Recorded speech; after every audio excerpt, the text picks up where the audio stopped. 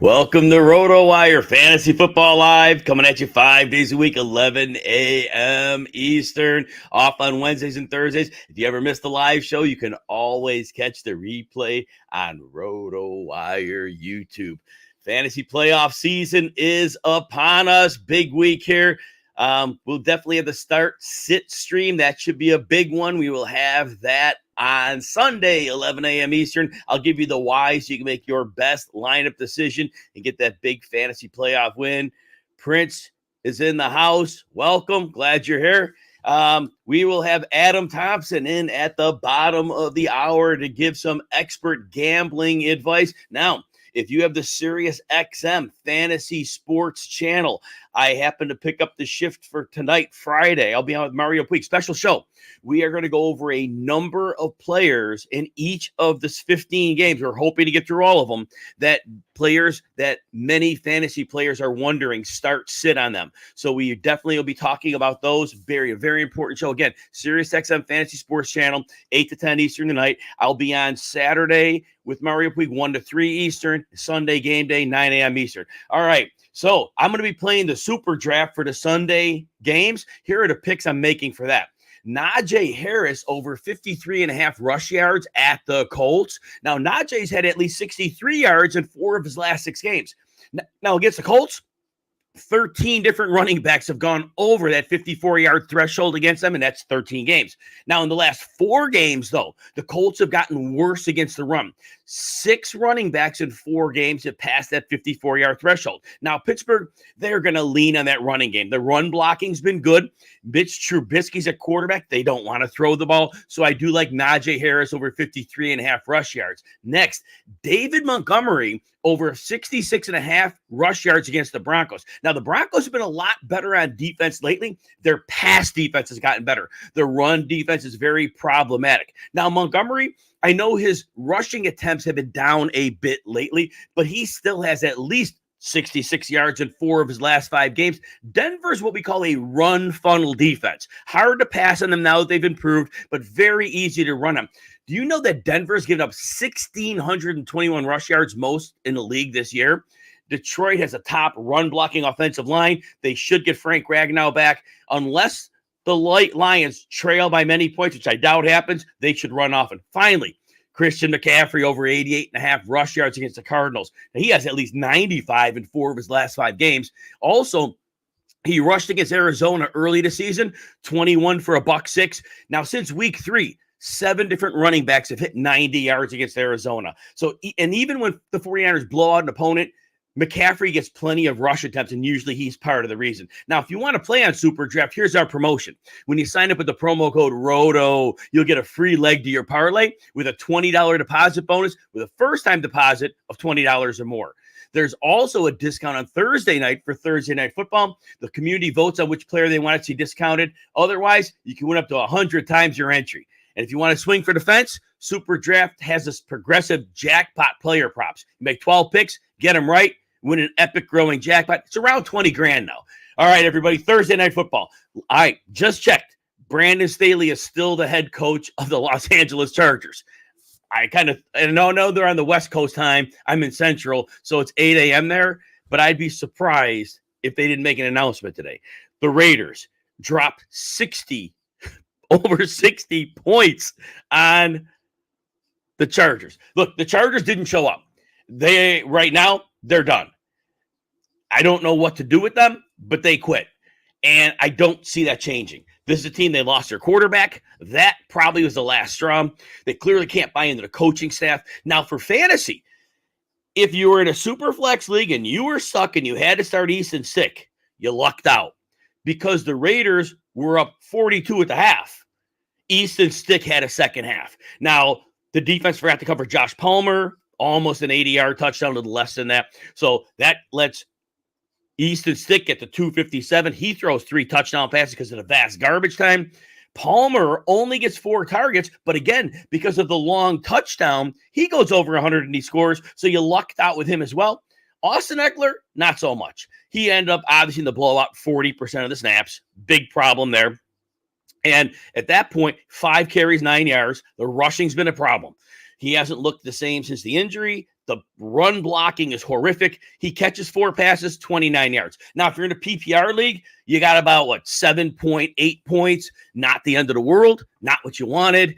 But at least it wasn't a 0. I guess there's that. Keenan Allen obviously didn't play. Problem there. If you were stuck and had to start Quentin Johnston, again, 2 for 23, but he did find the end zone. Not much else to say. Right now, going forward, it's going to be very tough to figure out the Chargers, because I don't know the state of this team's mindset is. The Raiders, if you had to play Aiden O'Connell in a super flex, could not have gone better. Of the 5 touchdown passes, Jacoby Myers threw one. O'Connell throws 4 of them. Goes for 248 yards. No resistance whatsoever by the Chargers defense. There's that. Zamir White steps in. I did a post on the X at Jim Coventry NFL about him, and it was an important one because I said, look, he's going to get volume. We have no idea what he'll do in this game. So if you're going to bet on volume, you're going to bet on maybe a big run, which he had one, you're going to bet on a touchdown, then go ahead and play him. But there was potential downside as well, because, he could have done far less. So anyway, Zamir White, though, if you started him, you're happy. You get 85 scrimmage yards, 3 catches, and a touchdown. That was a strong start. I told people if you were going to play him over a regular contributor to your fantasy team, it was risky, but he ends up cashing. Not a monster game, but plenty. So very, very exciting. Devontae Adams gets it done. We were worried. He had the flu. Very, very ill, not close to 100%, but he goes over 100 yards and a touchdown. He gets the pass from Jacoby Myers on the double pass, the trick play. So that gets him in. But if you played Adams, and again, a lot of people rightfully sat him. If you had other great options, he hasn't been doing great with Aiden O'Connell. And we were concerned about his health status. So if you sat him, you probably sent him for a good option, but you're certainly not happy he went for 100 a touchdown. But again, very hard to predict that. And then Michael Mayer, not many needed to start him probably, but he did get a touchdown and 39 yards, so there was that. But not much else to say here. The Raiders are playing spirited football with Antonio Pierce as the head coach right now, and it should continue that way. All right, we're going to get to some followers. I do have a super chat question, so I'm going to take that now. Lucky Leo is in the house, so let's see who Lucky Leo, and Mateo's in the house. Welcome, Mateo. Lucky Leo wants to know, in a flex half PPR, Gabe Davis, Jerick McKinnon, Odell Beckham, or Javonte Williams. So the highest floor play of these is Javonte Williams. They do throw the ball to their running backs quite a bit. Detroit's very good against the run, but they, as I just said, they give up receiving production to the running backs. So he has the best floor of the plays of this group. Odell Beckham is a little more of your boom or bust. He doesn't get a lot of targets, but he has been very much a part of the downfield passing game for the Ravens lately. And I do think the opportunity against Jacksonville is such that they're banged up at corner. Tyson Campbell's missed time. He hasn't been playing at a great level. Even if Darius Williams plays, he's fine. He will play. But Odell could beat him. The double moves have been great. So he's your boom bust play. McKinnon, look, we love McKinnon, and we love the potential role. But the floor is too low. Given your other options, the floor is too low. Gabe Davis, he has 4 goose eggs this year. Based on that, it's nearly impossible to play him. Can he get 100 yards and a touchdown? Yes, he can. But if you get a 0, your fantasy season's over probably. So I would go with Javonte as a floor play. I would go with Odell if you wanted to go a little more boom bust with that. But I don't know how high the boom is. And that's kind of where I would settle in at Javonte Williams. All right, let's talk some quarterback fallers here. This would be important as you get your fantasy playoff lineups as well. Look, Patrick Mahomes. When you get to the fantasy playoffs, and I mentioned this on another show, if you can try to take the player, remember the production, remember the stats, and cross off the name. Just ignore the name. What has this player been for you? Patrick Mahomes has not been a big fantasy producer. Now, if you had Matthew Stafford, if Matthew Stafford's on your waiver wire and you have Patrick Mahomes, you have to seriously think about starting Matthew Stafford. Matthew Stafford has a great matchup against Washington. Matthew Stafford, everybody's healthy now, right? And that offense, Sean McVay, is just dialing it up. Mahomes, on the other hand, last week 1 touchdown, the prior week 1 touchdown, to the prior week. You are not getting ceiling games. You've had two somewhat ceiling games from Mahomes. That game against the Bears early in the season. There was one a few weeks after that. There have not been ceiling games. The yardage the last few games, 271, 210. They're playing New England this week. Now, New England hasn't been good in pass coverage. They've been great against the run. But I don't trust right now. Coach Jeremiah, welcome. But I'm very concerned. Very concerned. Patrick Mahomes is not producing at a high level. So be careful in the fantasy playoffs. I don't see this being a world where he has a ceiling game. And so we need to pay attention to that. And if, again, based on the other options, right now, it's number 15 in the Kansas City Chiefs.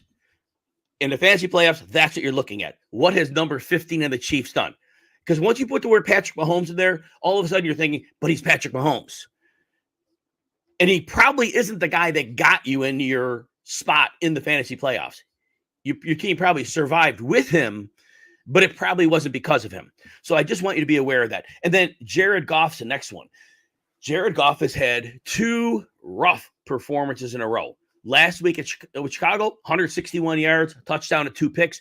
That one specifically, we talked about Deporte Fantasy. Welcome. We talked about Goff last week. Under 40 degrees on the road. He has a long history of really rough performances, and he filled that narrative again. The prior week, he did get a couple touchdowns, but only 213 yards. Here's the good news for this week. They're at home. There's that. Now, against Denver, though, I do think Denver, as I said earlier, they were called a run funnel defense. You can run, and that offensive line, great run blocking. You got Gibbs, you got Monty. They're going to run the ball. Now, Goff may get you 2 touchdowns here. He may not have to throw a ton. Jared Goff is a floor play at home, and that's probably about it. Running back, some negative running back trends. Now, I love Montgomery this week, and you're starting him. You're starting him with great confidence. Don't think twice about it. But I do want to point out recently, in 2 of the last 3 games, he's had a 35% or less snap share. Think about that. This guy was seeing 60+% in most games. He had a 35 last week, 10 for 66 on the ground, 3 catches for 19. Not a big fantasy performance. But again, he is a regular participant in finding the end zone. Scored in 2 of the last 3 weeks. So even though he only had 57 scrimmage yards a week prior, he got in the end zone. So it got, it helped you there. But he hasn't been catching a lot. Last week he's at 3 for 19. The 2 prior weeks, a total of 1 catch for -1 yard.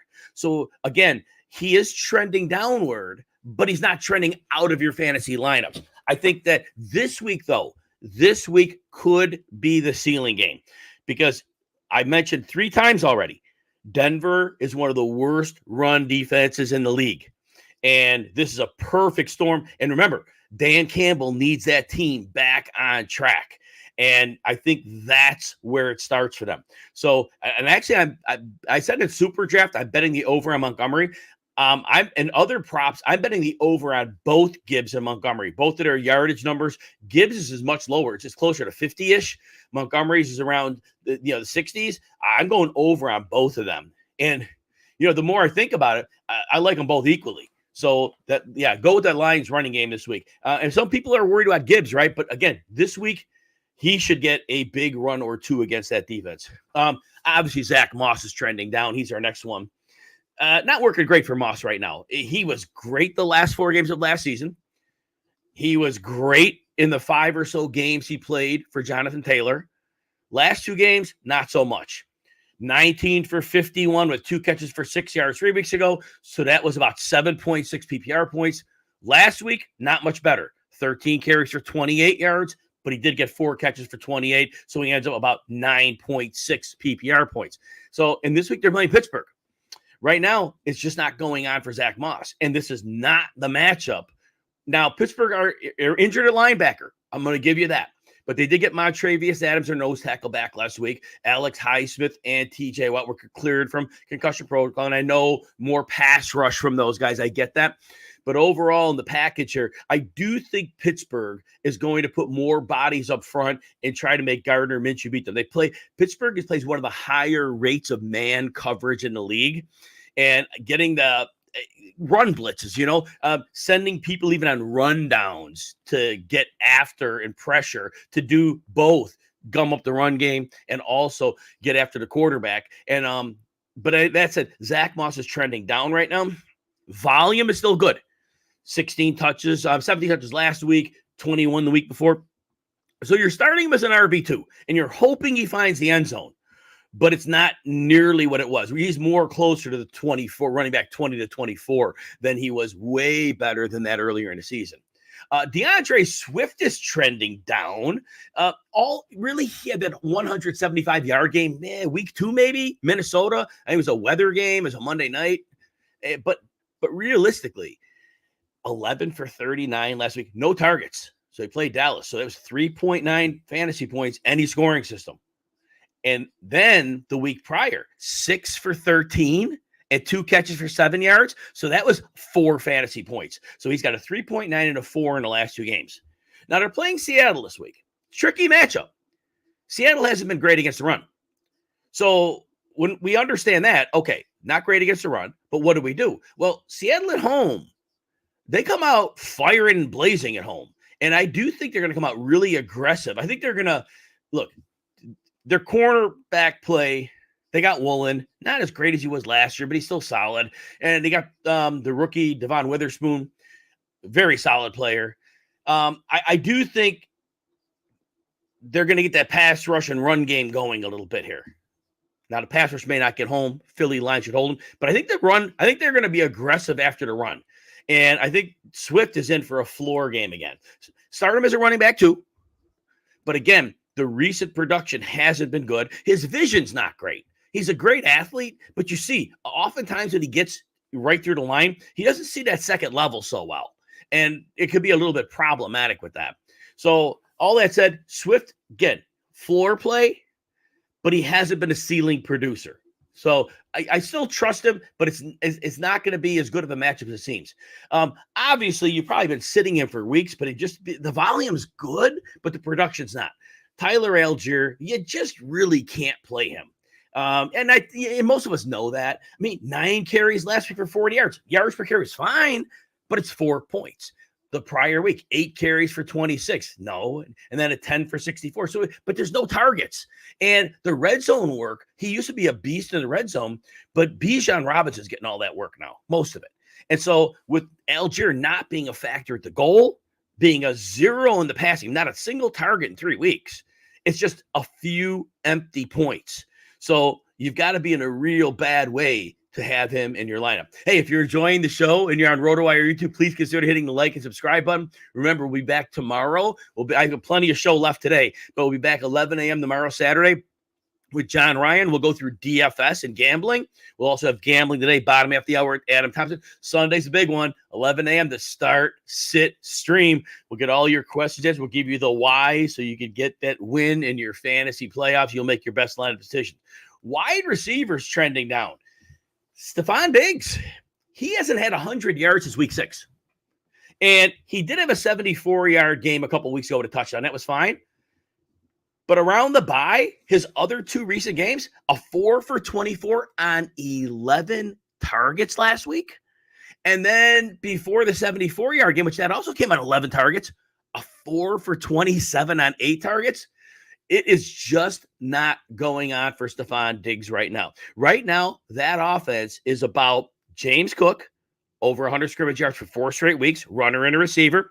Josh Allen, a few more designed runs, and bet the over on his rushing prop this week. Dallas plays one of the league high rates of man coverage. That means they got to turn their back on the quarterback when they cover. That means Josh Allen, especially when the pass rush is coming, is going to need to get out of dodge and run the football. So I do like Josh Allen's prop on the over. But Stephon Diggs, look, right now, we know he's a great player.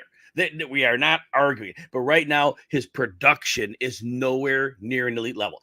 So if you're starting 3 receivers, of course you're still starting him. But your expectations have to be significantly lowered. When you have fewer than 7 PPR points in 2 of your last 3 games, and your better one in there was a 19-point game, which is fine. It's problematic. And so right now, look, based on who he is, and again, fantasy playoffs, take the name off number 14 of the Bills. He is a wide receiver 3 right now, and there's nothing tangible to make us think that's turning around. The new offensive coordinator, Joe Brady, been fine. His biggest contribution has been getting James Cook in motion more. But overall, the passing game. And Gabe Davis is the next one trending down. And I mentioned him in Lucky Leo's start-sit question that he had a bit ago. He has 4 goose eggs this year. Now, in the last 3 games he played, because he had a bye in week 13, 2 goose eggs, sandwiched around a 6 for $105 and a touchdown. So you had a 22.5 game, but you also had 2 goose eggs. And in those goose eggs, 2 targets, 0 targets.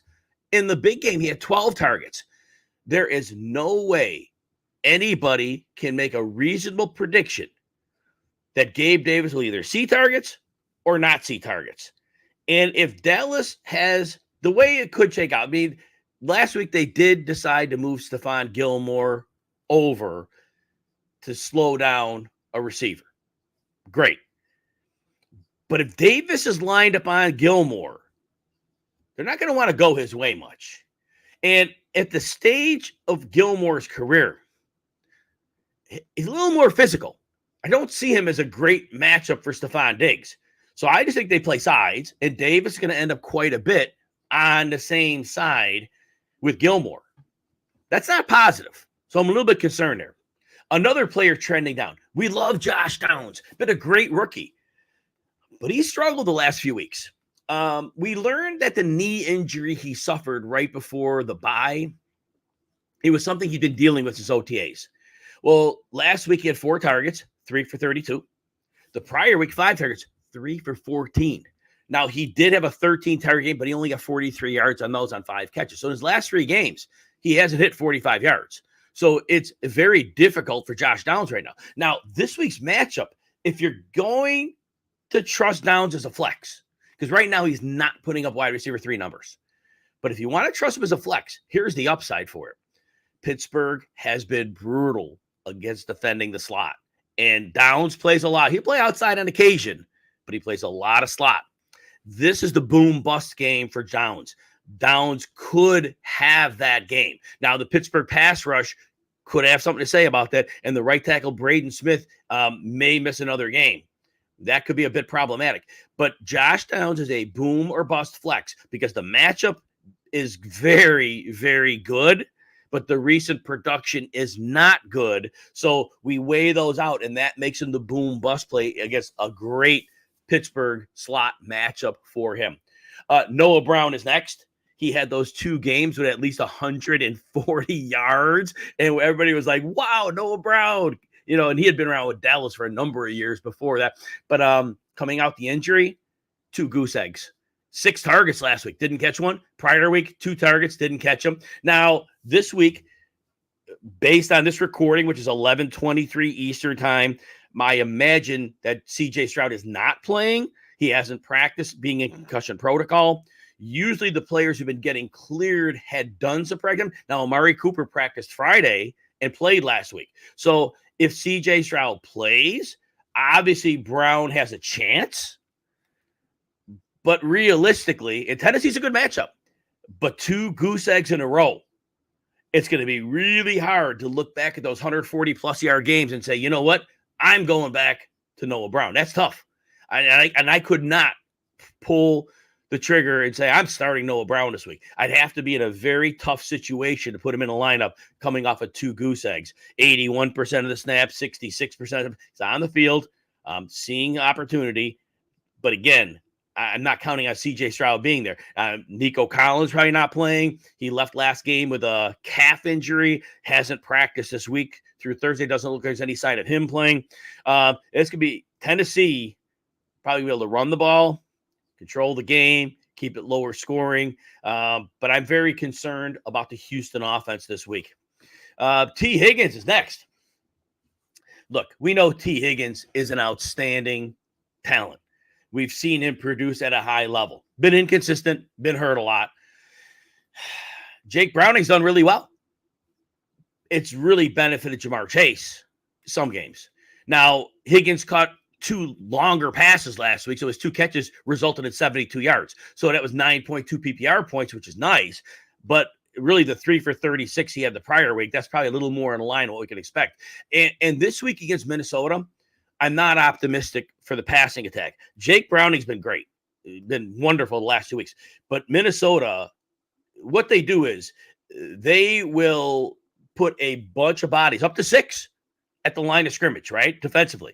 And what they'll do is you don't know who they're going to send. They're going to send somebody on the blitz. They're going to send multiples, but you don't know who. You don't know who's going to drop out into coverage. And it's a very great coaching job by Brian Flores. They are so good at dropping people and then just making the quarterback process faster than he needs to. And the better quarterbacks can do okay with that. But when you're facing, less experienced quarterbacks, Browning's not exactly young. He's been around a while, but not in a prominent role. But this is a bad matchup for them. Now, T. Higgins, theoretically, as a possession guy, could catch some passes here. But based on his recent production, I still think Chase short is the game plan and see what he can get going after the catch. Similar to what the Bears did with DJ Moore against them. Moore eventually got over 100 yards, but it was a lot of short stuff, right? And I think it's got to be a similar game plan for them here because the Bears were really smart. In the game plan against Minnesota, they played Roschon Johnson 71% of the snaps. Why? Because they needed a pass protector. Normally, you think Justin Fields, oh, wait, he's going to break contain. But the problem with the Minnesota blitz is it comes from everywhere. And you watch that game, they're good at hemming a quarterback in. And Browning's a little bit mobile too. So anyway, all that said, not excited about the matchup. Let me see here. Tight ends. Dalton Kincaid. Been fine. Been getting targets. Snap share still 78% with Dawson Knox back last week. The yardage just started to slip. He had a 5 for 21 last week, a 5 for 38 the week prior. His yardage had been higher and higher. But he's still getting targets. So for a while, he was looking like a guy that was going to look more like a top 7 or 8 tight end. I think he's settling in to that top 12-ish mode right now. Again, James Cook's been rolling. And that offense is really like condensed and changed. And I think that's coincided with some of the downturn for Kincaid. They're getting Cook more targets. Those motion targets. The explosive speed as they're trying to get that, navigated. So I think that's what they're looking to get. And then, so for Dalton Kincaid, again, top 12-ish, but not top 8-ish. So if you have a Logan Thomas in a good matchup who got a goose egg last week, but Logan Thomas in a very good tight end matchup, you'd consider that. Obviously I'm always on Jake Ferguson. I would have Jake Ferguson ahead of him. Obviously, 5 weeks ago, Kincaid's production, not so easy right now. Yeah, I would definitely consider that.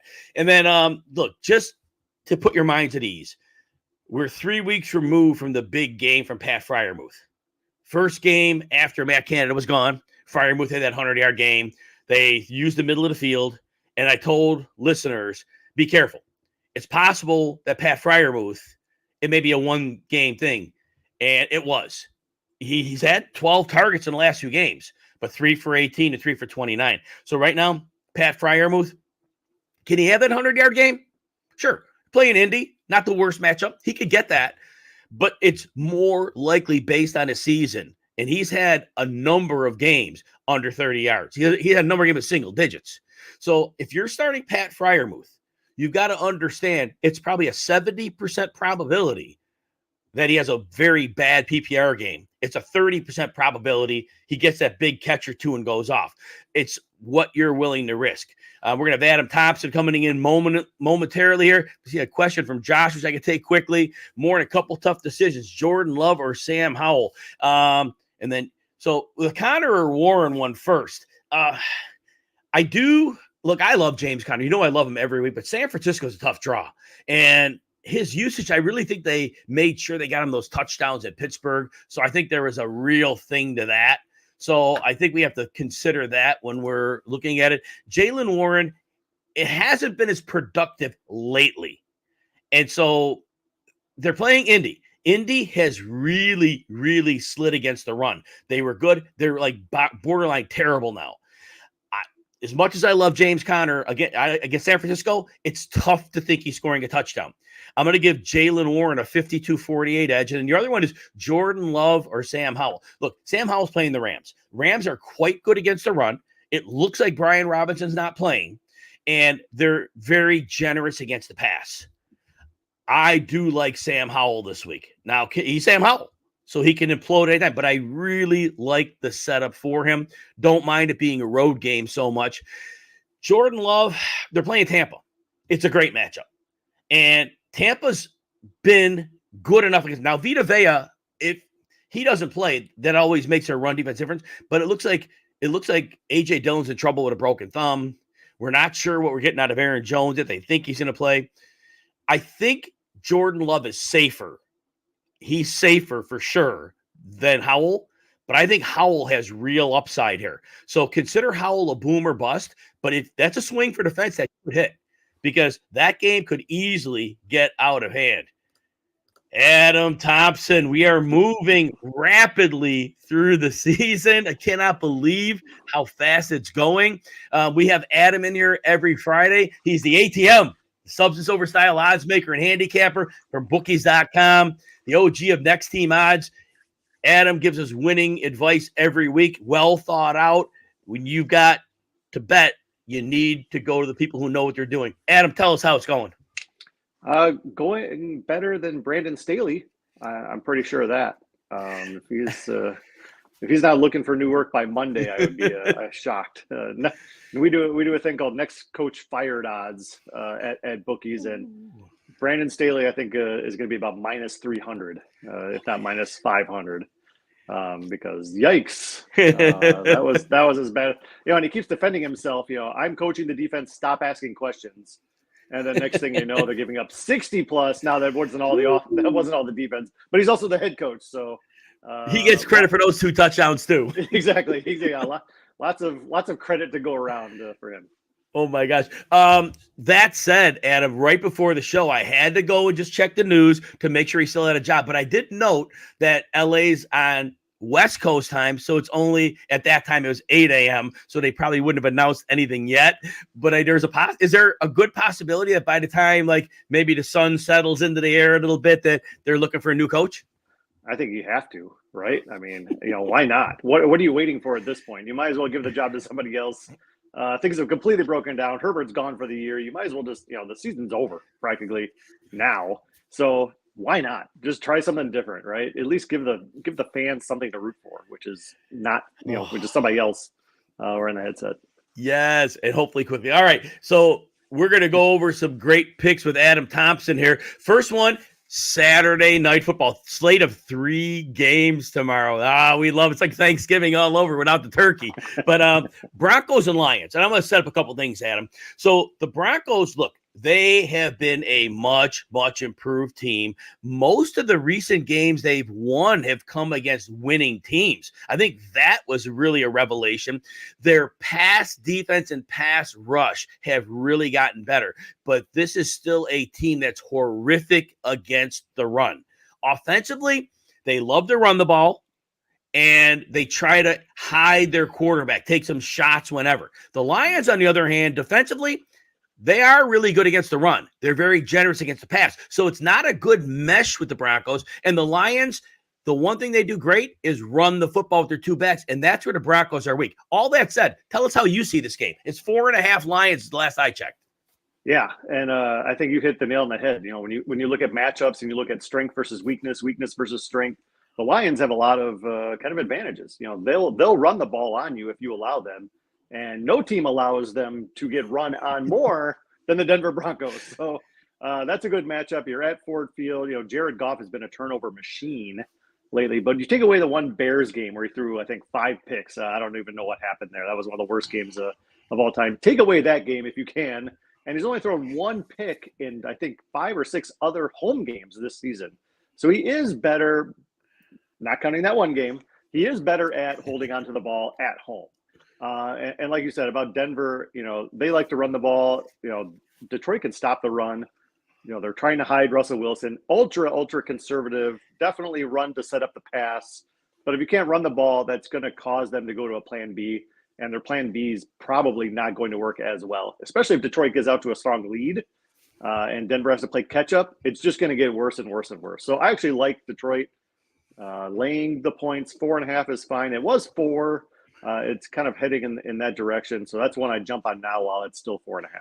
Yeah, and I think that's a great bet. And then the public's going to see just the Lions have been struggling and the Broncos have been surging. And that's what the public's going to see. But you're uncovering the deeper level ideals of this game. And they do, like you said, they do very well point to the Lions.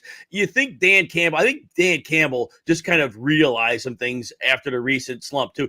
He's going to get them right here. I love the call on that, Adam. Bears and Browns are the next one we'll talk about. So the Browns, we thought they were getting their top corner Denzel Ward back last week. He had practiced. They deactivated him at the last minute, but it looks he's practiced again. It's a big deal when he's on the field for them because they have 3 corners who can play. Now, in terms of the pass rush, they lost Ogbo Okoronkwo, but he was kind of a number 3. His sacks were the second on the team, but they still have Zadarius Smith and obviously Myles Garrett's getting a little healthier each week. The Bears, on the other hand, the Bears are going to try. Their defense has been very, very good for the last month or so. The Browns are not only down their right tackle, but they're down the backup. DeJuan Jones is now also out. Left tackle Jedrick Wills has been out. The Bears, though, Yannick Ngakoue, we don't think much of him, but when he's a secondary rusher to Montez Sweat, he's looked a lot better. He is on the IR. How do you break down Bears Browns with the surging Joe Flacco? Right, like Joe Flacco, he's not gonna run out of pressure. So if you had both those guys for the Bears, I'd be a little more concerned, especially with the offensive line issues that they're having right now. But the matchups here, I like Cleveland, especially at home. And the Bears are on the upswing. They actually look like a pretty good team right now. But when teams throw for over 200 yards against them, just 200 yards, that's not a very high number. They're 1-7 when teams throw for 200 plus yards. Since Joe Flacco has been installed as the new QB, the Browns have become a pass-first team. They've thrown 43 and 44 times in the last 2 games. They have completely reimagined their offense, which credit to the coaching staff. They're right. Like, we're a run-first team. We have Chubb. We have this. Well, we don't have Chubb anymore. Now we don't have our first string, second string. None of these quarterbacks are working. So let's bring a guy literally off the street, give him the ball 40-plus times and see what happens. And it's working. So kudos to them for doing that. On the flip side, you have to worry about Justin Fields' legs as much as you do arm. But the Browns are very good at stopping opposing quarterbacks. They're one of the best in the league. They're only allowing about 16 yards per carry. The Bears are winless on the season when Fields doesn't rush for at least 55 yards. So hold Fields in the pocket, and the Bears are in huge trouble.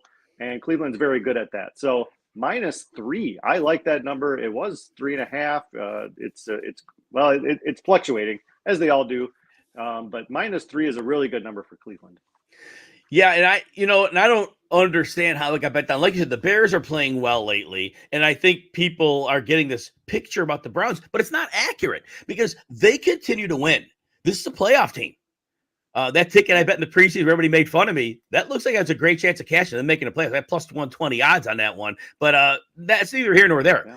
Like you said, they're whack over Flacco, man. There's throwing, and he can make the throws. And so they're all right here. And I just, like you said, I don't see the Bears offense going into Cleveland and making much noise. This defense is much better at home. And again, that Denzel Ward detail is huge. So Adam Thompson so far has given you the Lions -4.5 and the Browns -3. Is there anything else in that Browns-Bears game? Are you going to say one other thing?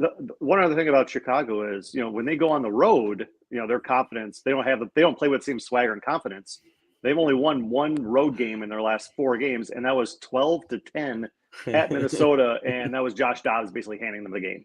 And that's their only road win. So, as long as Joe Flacco doesn't throw 3 picks, which could happen. and yes. This Cinderella bubble might burst at any point, but he's playing with confidence. He's chucking it down the field, and it's just not a good matchup for Chicago. No. Now, before we get to the next game, John Rubright just had a question. You asked me a question about Tyreek Hill and DJ Moore. I won't be able to answer those questions till the practice report on Friday comes out. So, John, make sure you hit me up on the Saturday or the Sunday show, because until we see what their practice was, it's going to be very hard to answer. And since they're not playing till Sunday, you've got time on that one. All right, next game.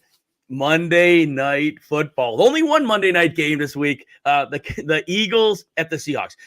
Eagles are on the road. They're -3. It looks like Geno Smith is going to play here. That seems to be the trend. It was supposedly listed as like a 2-week injury, but Pete Carroll, the liar, said that he seems to be doing okay, but he's practicing. So there's that. Eagles, on the other hand, they have just had a mammoth rough schedule for the last month or so. They've lost to the 49ers. They got spanked by them. They got spanked by the Cowboys. Seahawks aren't quite as intimidating. How are you breaking this game down? Yeah, the Eagles have been talking about recency bias, where we talk about the Lions and the Broncos and why is this line where it is. Kind of the same thing here. I mean, the Eagles have lost 2 straight. People are like, okay, they're not as good as we all thought they will. Well, they lost to the Niners and the Cowboys. That's not terrible. That they didn't look good against either one of them. But you're talking elite defenses. And prior to that, like you mentioned, they played the Cowboys as well at home. They played the Bills. They played the Chiefs. They beat all 3 of those teams. So this is still a pretty good team. They're just tired, right? They've been facing gauntlet after gauntlet. They've been going through this whole thing. Now they go to Seattle and they play a defense that ranks bottom 10 versus the run and bottom 10 versus the pass. So this is going to be a breath of fresh air for Jalen Hurts, I think. I think he's going to throw for a lot of yards. And Geno Smith, he's back. I think Geno Smith, is going to have opportunities as well. But being hobbled, I think that plays into Philly's benefit a little bit versus a Drew Lock who's just going to chuck it as far as he can too often, which probably would work against this Eagles team. Right. Instead, they're going to hobble this Geno Smith out there, and he's not going to be able to move around as much, and he's going to be a sitting duck for the strong front seven. So I like Philly here. I think they cover and get back on track, especially -3. This line was higher, and people were betting on the Seahawks. Yes. More so. So I'm happy to go the contrarian route on this one and back the Eagles. And then 2 quick notes. And Bears-Browns, when you talk about that, I am betting the under on Justin Fields' passing yards. He might be able to run for something, but Adam had mentioned also about how good the Browns have been at home against passing. They get Denzel Ward back is huge. And then in that Eagles-Seahawks game, the one prop I like, Adam, is Jackson Smith and Jigba over 41 yards. He gets there often, but really the middle of the field is still the place to attack the Eagles. And if that pass rush is getting to Geno Smith, he's going to have to get it out quickly. To me, it's a great opportunity for Smith and Jigba. Anything with that prop or props in that game? Yeah, I like him. I like Tyler Lockett as well because he's getting more carries, more targets. DK Metcalf, I was just looking his last 4 games. He has between 115 yards and 35 yards. Right. And that's kind of been his track all season. He shows up big for some games and doesn't show up at all for other games. I'd rather take a guy that is going to get about 6 catches. His total was about 50, 51, 52 versus Metcalf's 63.5. Give me the guy that's going to get the yards because they're probably going to be able to do something with it once they get it against this shaky Eagles secondary. Now we'll do one more game here. Cowboys at the Bills. Both of these teams have had some recent schedules. Been fun to watch. The Bills, tell you what, there's a pair of 7 and 6 teams playing tomorrow. The Bills have a great chance if they can win this one and making the playoffs. The Cowboys, though, they have to keep winning because right now they're technically tied but ahead of the Eagles on tiebreaker. But with them, the 49ers, the Eagles, all at 3 losses, every win is crucial. Now, the Cowboys haven't always been the same team on the road. Bills are desperate. What are your thoughts on this game? Yeah, you said it right there. The Bills really need this one. The Cowboys are not very, they're a 500 team on the road. They're the best team. They're one of the best teams in the history of the NFL at home this season. But on the road, it's a completely different story. Now, that said, Buffalo, they beat Kansas City. Should they have, if it's another Kadarius Toney game, he's now single-handedly cost them 2 games. That's, and MVS as single-handedly, cost them at least 1 game. It's amazing how bad these Chiefs wideouts have been. But at home, you think Buffalo, they're an unstoppable force. They're 1-4 against the spread in their last 5 games at home. The lone cover was against Tim Boyle's Jets. So, they're not exactly the dominant force at Orchard Park that you're used to seeing. I think most personnel advantages side with the Cowboys, especially in the trenches. You just need Dak Prescott to show up on the road, and that's not a given. But I'm taking the points here with Dallas plus 2.5. It's actually gone down. It started at plus 3. I got it plus 2.5. Now it's down to 2. I think people are kind of thinking probably the same thing I'm thinking is that Buffalo, there are chinks in that armor. I still like the Bills. I still think they haven't shown their true potential. And I think they're going to be there at the end, battling with the Chiefs and the Dolphins. But as of right now, I think Dallas is the hotter team. I think they still need to win games, like you said. So I will take those points. And if Dallas loses, it's going to be by 1 or 2. Now, that said, and that's a great bet, I love Dallas in a teaser leg because you tease them through the 3 and the 7. So my 3 teaser, I got Dallas plus 8.5. Another teaser I liked was Pittsburgh's getting 2.5 at Indy, teasing that through the 3 and the 7 to 8.5. And then the third one, couldn't find one to get through the 3 and the 7, but the Rams and the Commanders. Rams are minus 6.5. If you take the 6-point teaser, you get them through the 3, and they only have to win the game. Are there any holes in that teaser? No, I don't think so. I like the Steelers one especially. I think the Gardner Minshew Zach Moss experiment is starting to wear out a little bit. The expiration date is about to hit on that one. Yes. And I don't think either team's going to score many runs. So if you get all those points, that's going to work. Like the Patriots. They're plus 9.5. It's actually gone down. People are actually siding with the Patriots, which I'm upset about because I am actually backing the Patriots. But on a teaser, if you get plus 16 with them or plus 14 or so. Right.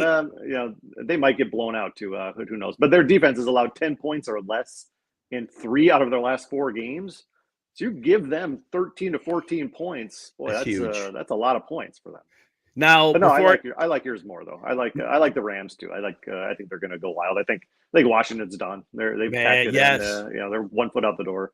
Now, before we get to yourself, I've been doing the teaser article on Bookies where you're from, and last week you gave a 3 winners on the teaser. That same one is broken down for you there, so you want to go there. Adam, tell everybody where they can find you and your work.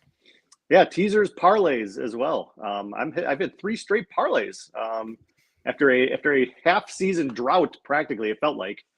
Anyway, 3 in a row. But anyway, bookies.com, bookies.com/picks for all of our picks. Myself on the socials at Bookies Adam. All right. Now, remember, if you have Sirius XM Fantasy Sports Channel, I will be on tonight with Mario Puig from 8 to 10 Eastern. We're going to go over many different players that fantasy managers are struggling with and start sits. Be on that channel Saturday, 1 to 3 Eastern, and then Sunday, 9 to 10 Eastern. This channel, catch the show tomorrow for DFS, Sunday for the start sit, 11 a.m. both days. For Adam Thompson, I'm Jim Coventry. Good luck, and everybody have a great rest of your